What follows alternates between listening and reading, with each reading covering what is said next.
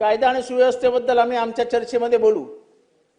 अध्यक्ष महोदय, माझा साधा प्रश्न आहे, हे राज्य शिवाजी महाराजांचं, हे राज्य संभाजी महाराजांचं, पण शिवाजी महाराजांचा उघड अपमान करणारा सोलापूरकर आणि उघड अपमान करणारा कोरटकर ह्याला हे राज्य सरकार संरक्षण देते की काय? कधी करणार अटक? कधी करणार त्यांच्यावर गुन्हे दाखल? का त्यांना सुरक्षित ठेवण्याचं काम हे सरकार करतंय? पुरवणी मागण्यांवर म्हणजे चर्चा गृह मंत्रालयावरच आहे ना?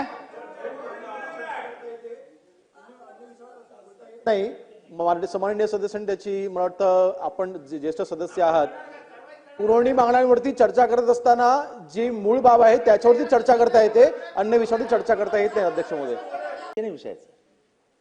एकीकडे शिवाजी महाराजांचं राज्य म्हणायचं, हे राज्य शिवाजी राजेंच्या आशीर्वादाने झालंय, आम्ही शिवाजी राजेंच्या आशीर्वादाने सत्तेवर आलोय, आणि महाराजांचा अपमान होत असताना आपल्यासारखे कदम, ते पण कोकणातले, आपण स्वस्त बसता?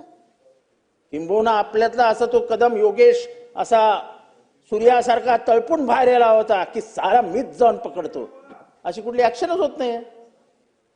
असेच जर शिवाजी महाराजांचे अपमान होत राहिले आणि आपण असं स्वस्त बसायला लागलो तर जगभरात आपली लाज जाईल।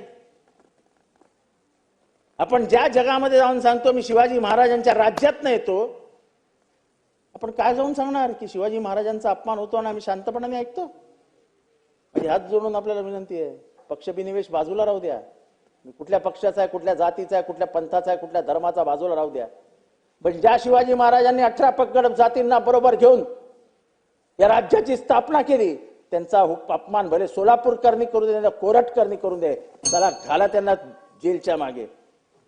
माझी फक्त एवढीच मागणी आहे आणि नगर विकास खात्याकडे एवढीच मागणी आहे साहेब, परत हात जोडून सांगतो ते नाही आहेत, निधी द्यावं, उपाशी मारू नका, आम्हालाही भूक आहे, आम्हाला भूक म्हणजे आमच्या मतदारसंघाला भूक आहे, त्या मतदारसंघावर अन्याय करू नका।